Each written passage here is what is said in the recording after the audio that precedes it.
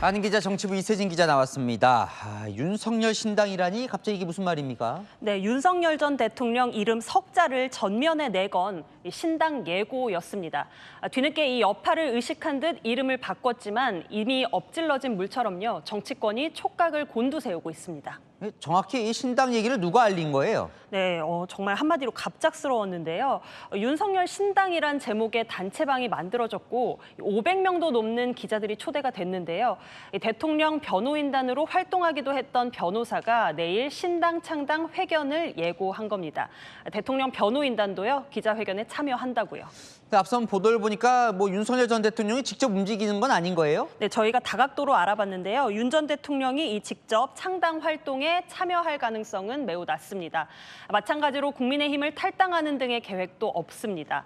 다만 의미심장한 건 이런 겁니다. 이런 움직임을 모르지는 않았다는 것이요. 모르진 않았다? 무슨 얘기일까요? 이런 움직임이 있었다는 것에 대해서는 이미 알고 있었던 걸로 취재가 됐습니다. 하지만 배후는 아니라고 하는데요. 지금은 이런 입장 취하고 있습니다. 청년 지지자들이 정치적 활동을 하겠다는데 굳이 말리는 것도 이상한 것 아니냐라고 말했습니다.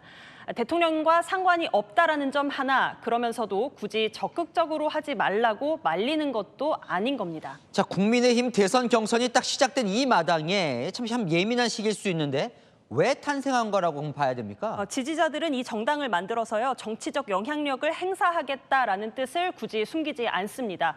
국민의힘 내에서는요, 윤 전 대통령 탈당이나 출당 포함해서 선을 그으려는 움직임이 시작이 됐죠. 바깥에 대안 세력을 만들어서 힘을 모을 경우 국민의힘의 압박이 될 수 있다라는 거죠. 윤 전 대통령을 지키지 않으면 분열될 수 있다라는 거니까요. 대선, 경선, 그리고 본선에서도 목소리를 낼 가능성이 있습니다. 애초 윤 전 대통령의 국민 변호인단에 가입했던 인원들을 거의 그대로 가져오고요. 추가 당원까지 받으면 충분히 새를 만들 수 있다는 건데 그 규모는 봐야 할 것 같습니다. 국민의힘 반응은 어떻습니까? 한마디로 지도부는요, 그야말로 황당하다라는 반응입니다. 계엄과 탄핵 상처를 극복하고 대선을 잘 치러보려던 지도부였는데 소금 뿌리는 거 아니냐고요. 윤 전 대통령이 전면에 부각되면 대선 치르기 불리해진다고 보는 거죠. 그래서 당 망치려는 거다, 이런 격앙된 반응도 나왔고요.